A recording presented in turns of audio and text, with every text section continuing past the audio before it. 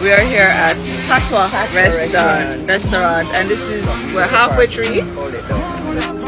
People, let me tell you about this amazing Jamaican restaurant that we discovered in the heart of Halfway Tree. I decided to take my mom and my aunt there for lunch for my birthday, and we were not disappointed. The food, the service, the portions, the prices, everything exceeded and went above and beyond our expectations. If you are looking for authentic Jamaican food, my auntie got cold foot, and it was delicious. Not even like cold food. The kids got some fried chicken and french fries, and of course my little bougie niece got shrimp alfredo. Not mad at her, because you know I was tasting hers.